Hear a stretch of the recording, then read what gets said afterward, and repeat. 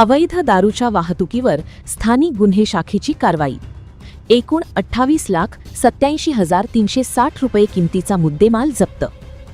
स्थानिक गुन्हे शाखेचे पोलीस निरीक्षक श्री हेमंत पाटील यांना दिनांक 24/4/2026 रोजी गुप्त बातमीदारामार्फत बातमी मिळाली की एक इसम एका पांढऱ्या रंगाच्या पिकअप वाहन क्रमांक MH14 GD 7497 हिच्यात अवैधरित्या विदेशी दारू भरून तिची शहादा मार्गे गुजरात राज्यात चोरटी वाहतूक करणार आहे अशी खात्रीशीर गुप्त माहिती मिळालेवरून जिल्हा पोलीस अधीक्षक श्री श्रवण दत्त S यांचे मार्गदर्शनाखाली स्थानिक गुन्हे शाखेचे पोलीस निरीक्षक श्री हेमंत पाटील यांनी पथकास बातमीची खात्री करून कारवाई करण्याकामी सांगितले।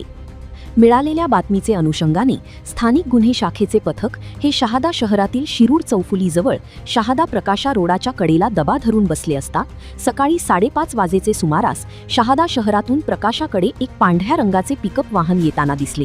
त्यास पथकाने हात देऊन थांबविले।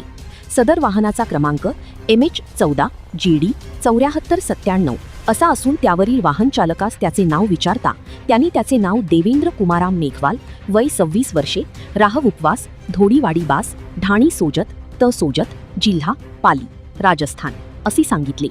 त्यास वाहनात काय आहे बाबत विचारणा करता तो उडवाउडवीची उत्तरे देऊ लागल्याने त्याचेवर पथकास अधिकचा संशय बळावल्याने त्याचे वाहनाची तपासणी करता त्याचेकडून एकूण 28,87,360 रुपये किमतीचा अवैध दारूचा 217 खोके वाहनासह असा मुद्देमाल ताब्यात घेण्यात आला आहे।